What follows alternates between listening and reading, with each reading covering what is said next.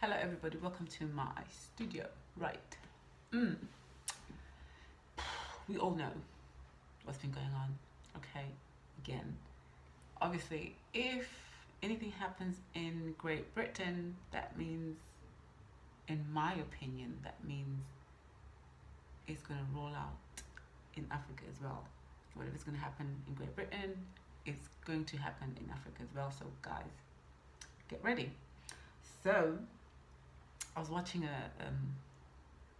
an interview, uh, Good Morning Britain interview, and Good Morning Britain with I think it was Piers Morgan, yeah, Piers Morgan and Tony Blair, and when was it, on the 6th of January? So that's like 2021. Happy New Year, by the way.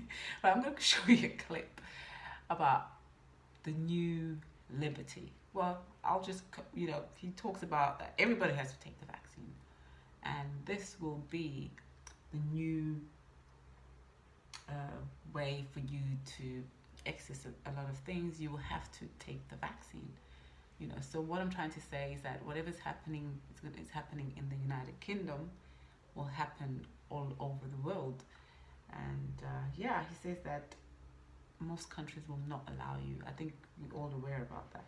But it's just so interesting, and I just thought I could share it with you. I know you have been hearing a lot of news, but this is what's happening. This is what's happening right now. And listen to what Tony Blair has to say about the vaccines and not being able to access anything if you don't take the vaccine, right? Tell me what you think. About this disease, and I'm afraid this is going to be a big problem for us in the future, is that it is a bit of a cat and mouse game. And so you've got the risk, the longer you delay this, that you get another variation of the disease, which is more difficult for us to deal with. Yeah. So you've got the one that most people think of as developed here, but it was actually just discovered here. But you've got the one coming out of South Africa, which is much more worrying. And you could have further mutations of the disease. So the quicker you do this vaccination program, the better it is, not just to get us back to normal, but also to fight the disease. There was a moment yesterday when Patrick Vallance was asked when he first called for a lockdown, and he pointed back to SAGE papers from the 22nd of December, which were published a week afterwards, ending with a warning that has now been borne out by rapidly increasing infections, effectively implying we just moved too late here, as we clearly did back in March. If you had been Prime Minister and SAGE had given you that report on the 22nd of December, would you have ordered a national lockdown immediately?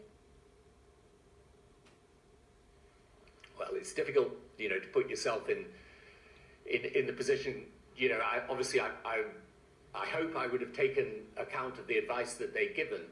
I mean, I don't blame the government for investigating it carefully. I mean, you're shutting down your economy. So in one sense, to be honest, Piers, I'm deeply sympathetic to the scale of this challenge and to the fact that all the time you're trying to manage risk, because there's a risk in not locking down, and then there's a risk in locking down to the economy, to other healthcare provision and so on.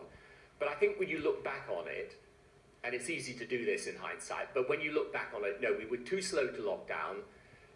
What I think is now absolutely essential is that we learn the lessons of having been behind the curve.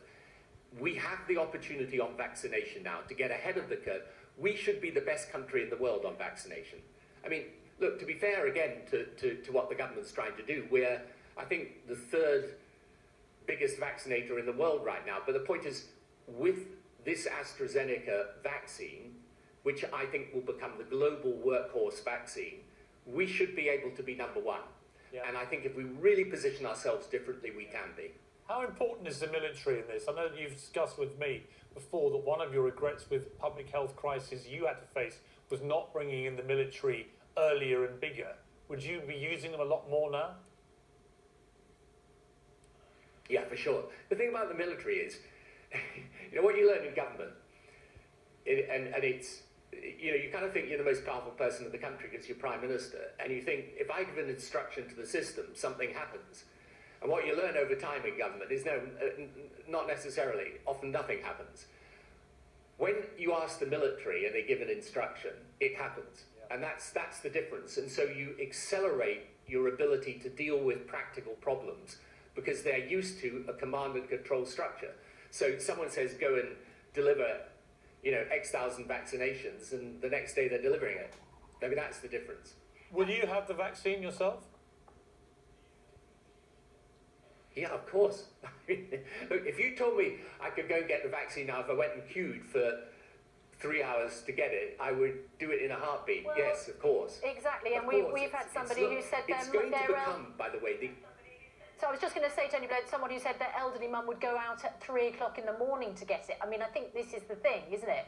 If you had to wait for it, if you had to queue for it, if you had to go at a ridiculous antisocial time of the day, you would just go and get it.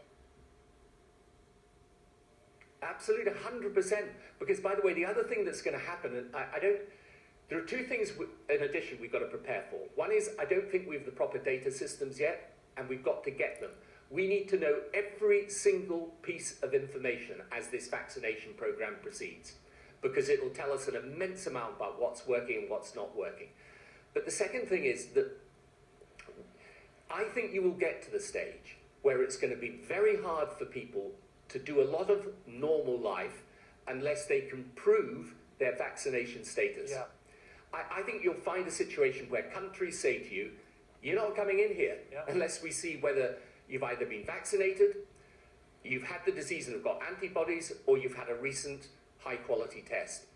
And so if people have got to understand vaccination is going to be, in the end, your route to liberty. So you may think it's a constraint on your liberty, you've got to go and get vaccinated.